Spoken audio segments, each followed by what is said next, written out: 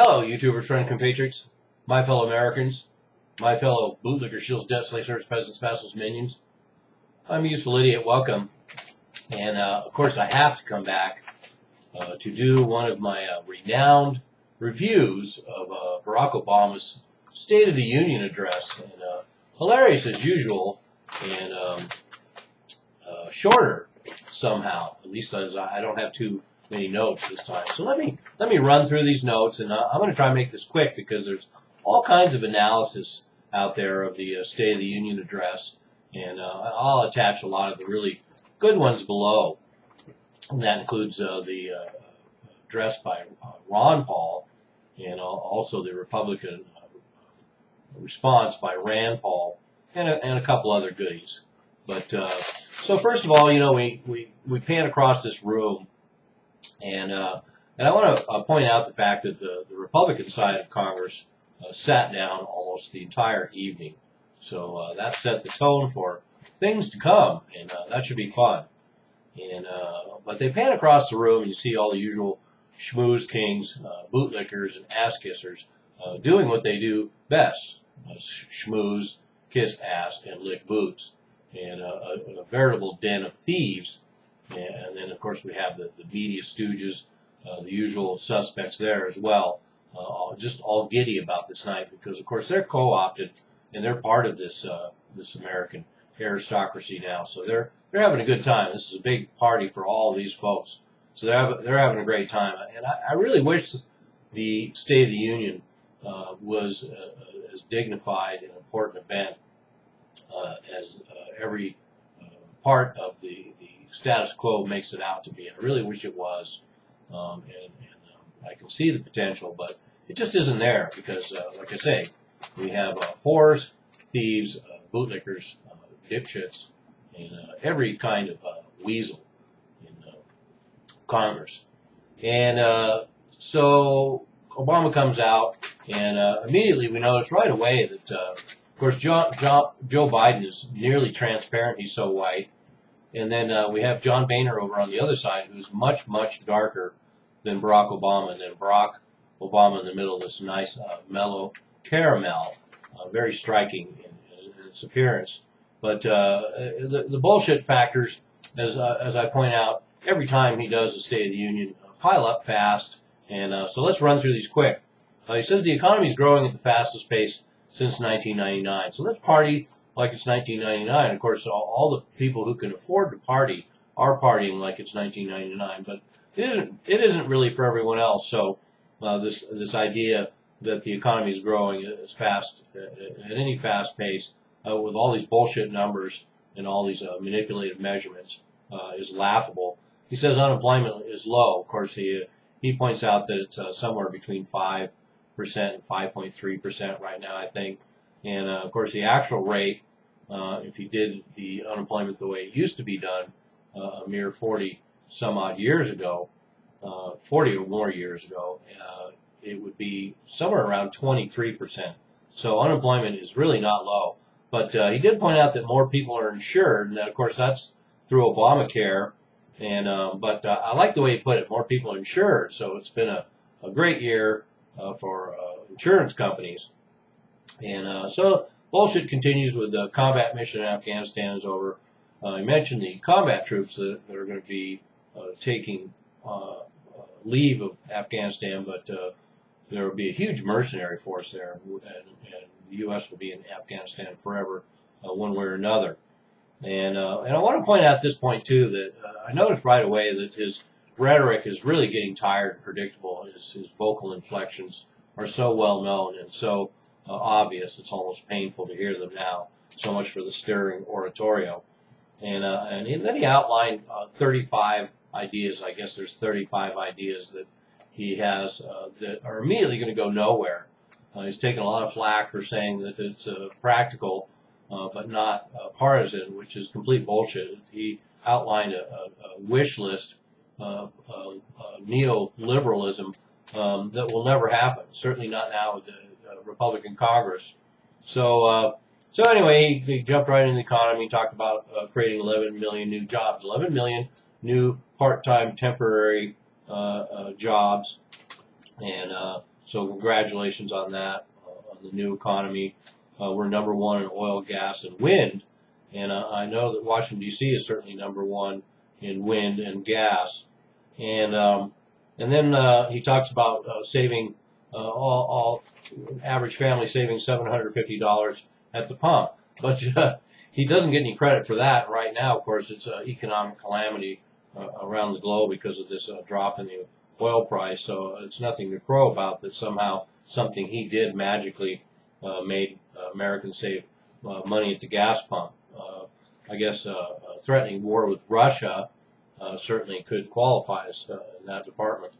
And then he talked about how we have protections from taxpayer bailouts now, which of course is bullshit because we have the derivatives clause alone that passed in that last budget that puts American taxpayers on the hook, and American banks and global too big to fail banks are too big to fail, but they're teetering, and there will be some form of bailout or bail-in at some point. And then Barack Obama pointed out the stock market has doubled. Of course, who the fuck cares? It doesn't do anything for anybody, and it's certainly no measurement of how the economy is doing, certainly the way it is now, somewhere around 90% high-frequency trading and algorithms and stock buybacks by the big corporations and all kinds of other jibber-jabber and mumbo-jumbo that has nothing to do with how the real economy is doing. And look at him talking about the strength of the union in the midst of a global recession, global slowdown. It's still everything's grinding slowly to a halt again after this artificial inflation to put things back to so-called normal. And then he went on and on about this middle-class economics works, whatever the hell that means. Oh yeah, and he says everyone plays by the same set of rules, and then everyone stood up and applauded. Hopefully they realize that no, everyone doesn't play by the same set of rules, but I'm sure in their warped, sociopathic, nightmare world, everyone does play by the same set of rules, and that's one of the biggest lies of all. And we've seen that with both the hypocrisy of foreign policies around the globe, including the United States, and the hypocrisy of the United States police and militarization. And they do not play by the same set of rules. And crony capitalism, and certainly anybody in the government doesn't play by the same rules. But anyway, that got a lot of applause. And then we also got a lot of applause for affordable child care, of course, which is going nowhere, suggesting that there might be child tax credits. Like I say, that's going nowhere. And you're talking about more of a national program for sick pay. That's bullshit. That's going to go nowhere. Oh, and then he starts off with the infamous gender pay gap thing again. Same pay, same work. Huge applause, as always, as he kowtows to the women and the female vote. And even though the figures that are used to come up with this ridiculous idea that women make 77 cents on every dollar that men make, that's been completely debunked numerous times over the last 10 years at least, and probably more. And I will attach one dissection of that material below. But he drags that out every time, and most Democrats do. 2 and 3 jobs in the future will require some college, and it doesn't matter. That's bullshit, because it won't matter. There isn't jobs to replace a lot of middle-class work that is disappearing in this country. The middle class they're thinning the herd. Their recovery is already here. Part of their recovery is to thin the herd and to continue to thin the herd. And then he talks about free community college, and that's bullshit. That's going nowhere. And the day that community college becomes free is probably the day that the entire value of what community college has to offer disappears. I could be wrong. What they need to do is get the predatory loan industry, which is mostly the government now, out of that business, and that'll help people with college. And then they went on to talk about how much they've helped veterans, which is, everybody knows, is bullshit. All the presidents talk about support the troops, and their motto is actually fuck the troops. And they do a pretty good job of that. So they've helped fuck veterans. So created more jobs than Europe, etc. combined. Well, that's nothing to be proud of, considering we have between 18 and 50% unemployment rate all across Europe, and certainly in plenty of other places across the globe as well. So that's an empty thing to brag about. So bullshit. Auto industry is booming. Of course, that's bullshit. The only reason the auto industry is booming is because there's a new subprime bubble and auto loan industry, and we're having some serious problems there. Huge delinquency rates, and of course these are bundled into collateralized loan instruments for the finance industry and investors. So the auto industry, and we'll see the bottom drop out of the whatever auto sales there are probably next year or this year now. Oh yeah, the infrastructure, always talking about rebuilding the infrastructure, and everybody always talks about rebuilding an infrastructure, and I've been hearing that for 10, 20, 30, 40, 50 years, and it's going to go nowhere, so that's bullshit. He made a little push for the authority to fast-track the Trans-Pacific Partnership and the Transatlantic Partnership trade agreements, and of course that's a disaster. These are some more of the final planks in world corporate governance, and the details that have been revealed already show this to be hardly an exaggeration at all. It might be an understatement to say it's the blueprint for global world governance. And then he talked about protecting a free and open internet, all the while trying to find new ways, ramming new ideas about censoring the internet constantly on his agenda. And they dragged out an astronaut. That was great. So we had an astronaut, and that's something you don't see every day. So that was probably the highlight of the evening. Talked about closing loopholes and simplifying the system. That's bullshit. Every president I've heard talk about the State of the Union, once again, over the last 10, 20, 30, 40, 50 years that I've been watching these things, close loopholes, simplify system. You'll probably find that in every single one. So that's bullshit. Doesn't mean anything. Obama reiterated that he has the right to unilaterally attack terrorists. Okay, we know that's true, so that's not bullshit. He touted Afghanistan somehow as some kind of success, so that's total bullshit, huge steaming pile of bullshit covered with flies. Talked about ISIS. Okay, no big deal there. Moderates in Syria, that's bullshit. Everybody knows there's no moderates in Syria.